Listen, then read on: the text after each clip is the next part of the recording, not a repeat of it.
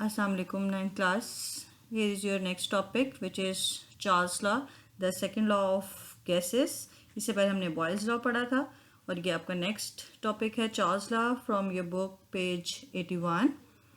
Open your books with you. It says, okay, it is studied by the Jacques Charles.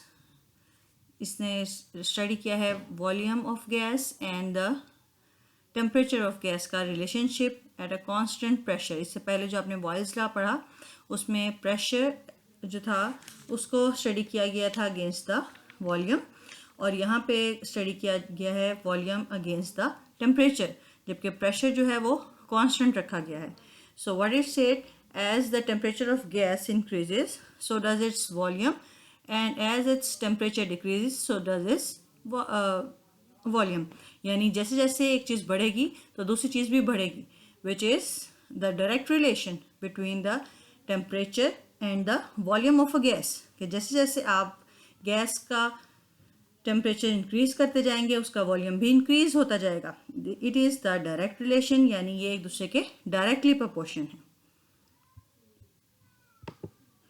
Here, Charles law states for the constant mass and pressure, that says the volume is directly proportional to its absolute temperature. Absolute temperature को मैं इसके बाद explain करूँगी. इसको mathematically लिखना होगा तो आप इस तरह से लिखेंगे, V is directly proportional का sign and that is T. V stands for volume and T stands for absolute temperature. Absolute temperature क्या है इसको भी मैं एक्सप्लेन करूंगी. For the instance, absolute temperature is the value of scale of to measure temperature. ठीक है, जैसे आप सेल्सियस में सेंटीग्रेड में टेम्परेचर को मेजर करते हैं, एब्सोल्यूट टेम्परेचर भी टेम्परेचर को मेजर करने का यूनिट है. इसको हम डिटेल में इसी टॉपिक में ही पढ़ेंगे. So the law says that at a constant pressure, the volume of a fixed number of particles of gas is directly proportional to the absolute temperature, which mathematically can be expressed as V is equal to K into T. Proportionality constant यानी K को इससे पहले भी मैंने explain किया है. जब आप डायरेक्टली रिलेशन के साइन को चेंज करते हैं इक्वल में तो साथ आप पुट करते हैं K, which says the proportionality constant. और ये प्रोपोर्शनलिटी कांस्टेंट की एक वैल्यू होती है जो कि फिक्स होती है for a fix mass of a gas. So here the V is equal to K into T, जहाँ V डिनोट करा है वॉल्यूम को, K है चार्ल्स लॉ का proportionality constant and T is the temperature in kelvins. So what is explanation says कि जैसे जैसे आप किसी चीज़ में गैस का टेम्परेचर इंक्रीज करते जाएंगे तो उसका वॉल्यूम भी इंक्रीज होता जाएगा. और क्योंकि गैस के मॉलिक्यूल एक्सपैंड करेंगे, बहुत ज़्यादा हाई उनकी kinetic energy, already kinetic energy high होती है, उनकी काइनेटिक एनर्जी और ज़्यादा हाई हो जाएगी. वो जितनी स्पेस है उसको कवर करने की कोशिश करेंगे और अपना वॉल्यूम जो है वो कॉन्टीन्यूसली इंक्रीज करते जाएंगे. So gases expand at a constant rate as a temperature increases and the rate of expansion is similar for all gases.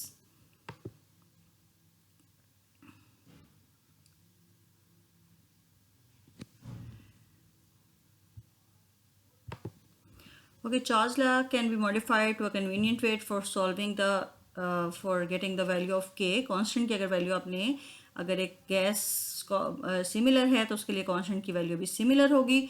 आप कांस्टेंट की वैल्यू फाइंड करना चाहते हैं तो कांस्टेंट को एक साइड पे कर दें, बाकी दोनों वेरिएबल्स को एक साइड पे कर दें.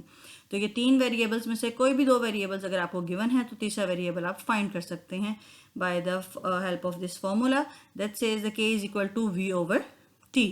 अब इस V ओवर T में अब आप किसी भी स्पेसिफिक अमाउंट ऑफ गैस के साथ डील कर रहे हैं eight a constant pressure constant होना चाहिए.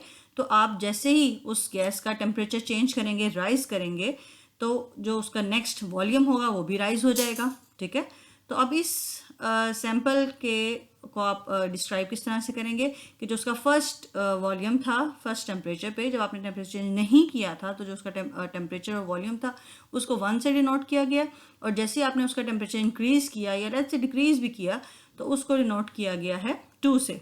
सो अगर गैस सेम है, वेरिएबल कांस्टेंट K सेम है दोनों के लिए, तो फिर ये दोनों वैल्यूज जो हैं एक दूसरे के इक्वल होंगी, यानी the V1 over T1 is equal to V2 over T2.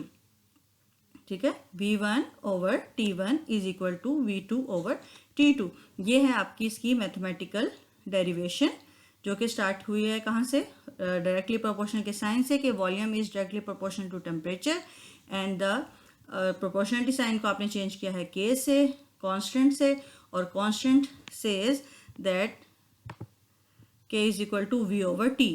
अब ये वॉल्यूम जो है 1 और टेम्परेचर जो है 1 और वॉल्यूम को 2 और टेम्परेचर को 2 करने का मकसद किस तरह से हुए हैं कि जब आपने स्टार्ट किया एक्सपेरिमेंट, तो जब जो टेम्परेचर है उसको आपने 1 कह दिया और फिर टेम्परेचर को चेंज करने के बाद जो टेम्परेचर हुआ उसको आपने 2 कह दिया।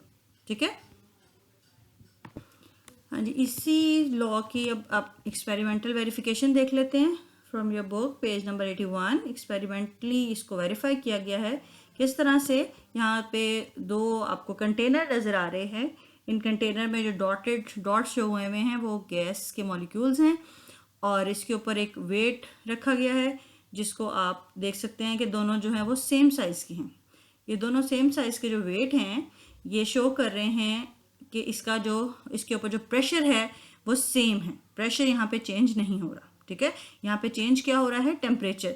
जो फर्स्ट कंटेनर है इसके नीचे इसके साथ जो वैल्यूज दी गई हैं टेम्परेचर की, that is 25 degree Celsius, and volume की 50 सेंटीमीटर क्यूब। ठीक है, और जो सेकंड कंटेनर है इसके नीचे आपको बर्नर शो किया गया है which is showing the heat, जो कि इसका टेम्परेचर इंक्रीज कर रहा है, और टेम्परेचर इंक्रीज किया गया है till the 100 degrees of Celsius, और उसके इंक्रीज करने से जो वॉल्यूम है वो भी इंक्रीज हो गया है, that is 62.5 centimetre cube. So this simple experiment represent that the Charles law is true और करेक्ट। ठीक है, तो ये आसान सी चीज़ थी। इसकी एक्सपेरिमेंट बहुत ही इजी है, सिंपल है, इन वर्ड्स भी लिखा गया है। आप देखें कि जो फर्स्ट कंडीशन है, जो फर्स्ट कंटेनर है उसको 1 से डिनोट किया गया है, वॉल्यूम एंड टेम्परेचर, और जब आप उसका टेम्परेचर इंक्रीज कर रहे हैं तो उसको 2 से डिनोट किया गया है, वॉल्यूम एंड टेम्परेचर को। तो ये दोनों जो हैं आप देखें V1 ओवर T1 की रेशो इक्वल होगी V2 ओवर T2 की रेशो के। ठीक है, which can be verified. Okay, इसी टॉपिक से रिलेटेड है आपका absolute zero temperature. Absolute zero temperature है आपकी बुक पेज नंबर 82 पे। ठीक है, जिसको आप केल्विन भी कहते हैं। केल्विन क्यों कहते हैं, क्योंकि केल्विन लॉर्ड केल्विन ने इसको इंट्रोड्यूस करवाया था इस स्केल को। और ये स्केल किस तरह से है कि absolute zero temperature can be defined as the lowest possible temperature, that is -273 degree Celsius, या इसे आप कहते हैं zero kelvin. It's not okay, it's zero kelvin. K stands for kelvin. और जो बुक पे आपके डेफिनेशन प्रॉपर है, it is the temperature at which an ideal gas would have zero volume, कि जब किसी भी गैस का जो वॉल्यूम है वो एग्जिस्ट ही नहीं करेगा, इतना कम टेम्परेचर पे आप उसे कंप्रेस कर लें, तो उस टेम्परेचर को आप कहते हैं केल्विन टेम्परेचर। ठीक है, और इसको जिस टेम्परेचर से हम नॉर्मली डील करते हैं, जैसे हम कहते हैं कि हमारे रूम का टेम्परेचर 25 to 30 डिग्री सेल्सियस है, तो सेल्सियस से अगर आप इसे कंपेयर करें तो सेल्सियस से कंपेयर करने के लिए जो केल्विन का ज़ीरो है वो सेल्सियस के 273 के इक्वल है। Here is a scale to convert the Celsius to Kelvin, that is 0 Celsius is equal to plus 273 Kelvin। ठीक है, यानी आपके पास अगर जो वैल्यूज़ हैं सेल्सियस में हैं, आपने उसे कन्वर्ट करना है केल्विन में, तो सिंपली आप उसमें प्लस कर देंगे, ऐड कर देंगे 273 का फिगर, तो वो जो वैल्यू है वो कन्वर्ट हो जाएगी केल्विन में। Here is an example, what is 27 degree Celsius in kelvin. So आप 27 डिग्री सेल्सियस को केल्विन में कन्वर्ट करने के लिए सिंपली उसमें ऐड करेंगे, प्लस करेंगे 273, तो आपके पास आंसर किस में आएगा, केल्विन में आएगा, that is 300 kelvin. Okay, here is your question bank for the topic. You must know what is the relationship between temperature with the volume of a gas, and what is an absolute zero, and what is a Charles law formula. ठीक है, ये जो आज आपने topic सुना है इसको understand करने के बाद आपको इन 3 क्वेश्चंस के आंसर्स पता होने चाहिए, and you must write it and try to solve the question related to the conversion. I will help you about this in next lecture inshallah. So till now that's all from the Charles law. आप इसको अच्छे से इसको देखें, इसकी headings mark करें, इसकी definition learn करें, इसके एक्सपेरिमेंट को लर्न करें, और साथ ही ये जो एब्सोल्यूट ज़ीरो की डेफिनेशन है that is so much important, और इसकी स्केल कन्वर्जन भी। Wish you best of luck. Thank you. अल्लाह हाफिज़।